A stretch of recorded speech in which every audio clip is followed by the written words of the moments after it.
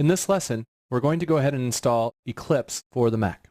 So to do this, we'll need to go to www.eclipse.org/downloads.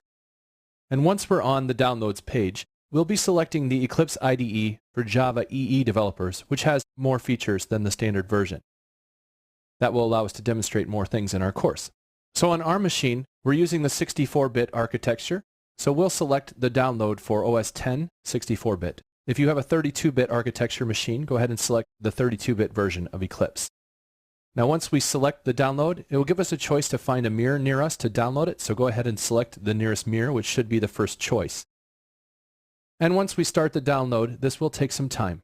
It will go in our downloads folder, and you can note that Eclipse does give you the option to donate should you choose to do so.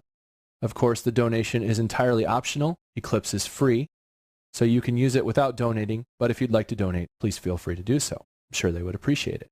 Once the download has completed, go ahead and expand the download or get it extracted into your downloads folder. Now this will take some time, so I'm going to go ahead and pause the video. You should do the same, and when your download extraction has completed, make sure you resume the video, and we'll pick it up from there.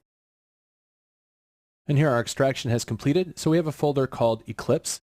So let's go ahead and move this Eclipse folder into our Applications area, where we'll be running the program.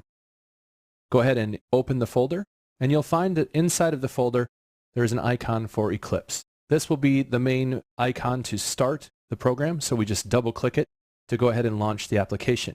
Now the first time that we run the application, it will take some time to load up, so just be a little bit patient. And it will ask us, do you want to open this as it's from the internet? Go ahead and select Open to allow the program to run. Again, it does take some time to open up the first time. Once it does start to run, it will ask us if we'd like to name a specific workspace location. And what we're going to do is choose a workspace that makes sense to us for where we want our projects to run. Now it will default, and we'll see that here in a moment when it opens. And just again, at any time if the video gets a little bit ahead of you, feel free to pause the video until your machine catches up.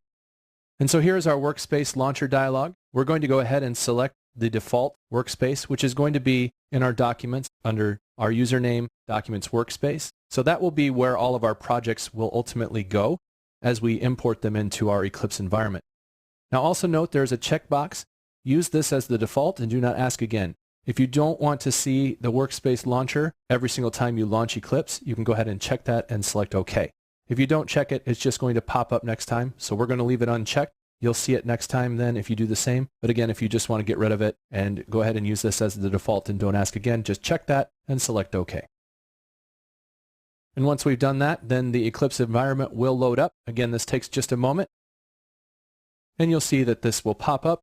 And once we get here, you'll note we're on the welcome page. And on the welcome page, there are 4 icons. One is for overview, one is for samples, one is for tutorials, and one is for what's new. Feel free to explore these, click on them, find out what you'd like to about the Eclipse environment. But ultimately, we want to go to the workbench up here. So click on the workbench, and this will open up the default workbench viewport that we'll be using for the majority of our course. So this completes our installation of the Eclipse IDE onto our Mac.